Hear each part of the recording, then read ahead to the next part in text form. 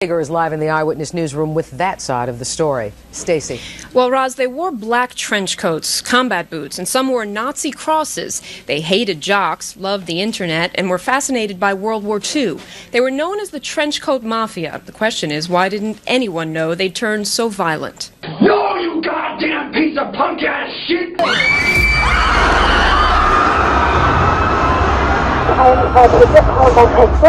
There was a student here with a gun, and the school is in a panic, and I'm in the library. When we did make entry into the library, it was a pretty gruesome sight. Do not mess with that friggin' kid! If you do, I'll rip off your goddamn head and shove it so far up your friggin' ass, you'll be coughing up dandruff for 4 friggin' months! People were getting shot all around me. There was a guy at a table right next to me and her, and they just shot him. Everyone at my table was shot. Everyone at my table was shot. Everyone was at my table was shot, and then they left, and they're like, I gotta reload. Look, I don't care what you say. If you ever touch him again, I will frickin' kill you. I'm gonna pull out a goddamn shotgun and blow your damn head off. Do you understand, you little worthless piece of crap? The vast majority of our schools are safe. Nearly everywhere in America, a child still is safer in school than anywhere else in the community. But this week's tragedy reminds us again that one act of violence is one too many. We must do more to keep guns out of the hands of children, to help our young people express their anger and alienation with words, not weapons, to prevent violence from shattering the peace of our schoolyards. I launched a new initiative to bring more of the same community policing that is doing so much to reduce crime on our streets to our schools. These school officers will work closely with the citizens they serve, with students, teachers, and parents, to improve campus security, to counsel troubled youth, to mediate conflicts before they escalate into violence.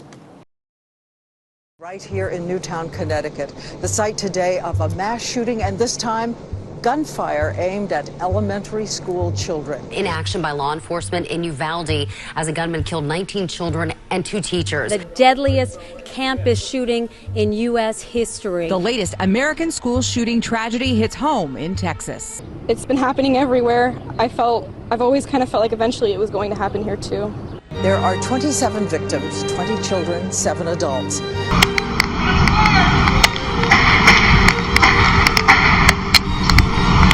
Surveillance video obtained by the Austin American-Statesman shows the gunman armed with an AR-15 style weapon entering Robb Elementary School in Uvalde, Texas. Students were in their first period classes when 17-year-old Demetrius Pagorchis started shooting. He just loved crucifying me. He loved inducing cancer in my head, terrorizing my heart, and raping my soul all this time. And in the package, a chilling note. He praises the, quote, martyrs like Eric and Dylan, a reference to the Columbine high school killers. It's evident that this man, who has single-handedly ruined so many lives, considers himself a martyr too. I didn't have to do this. I could have left. I could have fled. But no, I will no longer run.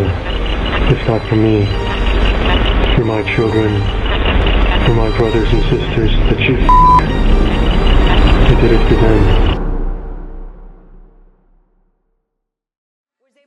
Background check because the Air Force did not report that record. I think I'm just gonna interrupt you real quick and remind you that the question is actually, do you believe it should be harder to obtain these semi-automatic weapons and modifications to make them fully automatic, such as bump stocks? Well, I think the ATF is deciding about bump stocks right now. The president ordered the DOJ to look into it. I'm asking your opinion as a representative of the NRA. That's what the NRA's position. I shouldn't go to school and be scared that I could get hurt that day because we can't control our guns. And I shouldn't have to worry about it. Thank you. Every single person up here today, all these people should be at home grieving. But instead, we are up here, standing together because if all our government and president can do is send thoughts and prayers, then it's time for victims to be the change that we need to see. Since the time the founding fathers fathers, and since they added the Second Amendment to the Constitution, our guns have developed at a rate that leaves me dizzy. The guns have changed and the laws have not. We certainly do not understand why it should be harder to make plans with friends on weekends than it is to buy an automatic or semi-automatic weapon. And when our message doesn't reach the ears of the nation, we are prepared to call BS. Politicians who sit in their gilded House and Senate seats funded by the NRA telling us nothing could have ever been done to prevent this, we call BS. They say that the United States does not have a mass shooting problem. We call BS. They say a good guy with a gun stops a bad guy with a gun. We call BS. They say guns are just tools like knives and are as dangerous as cars. We call BS. No. They say that no laws could have been able to prevent the hundreds of senseless tragedies that have occurred. We call BS! That us kids don't know what we're talking about, that we're too young to understand how the government works. We call BS! If you agree, register to vote. Contact your local congresspeople. Give them a piece of your mind.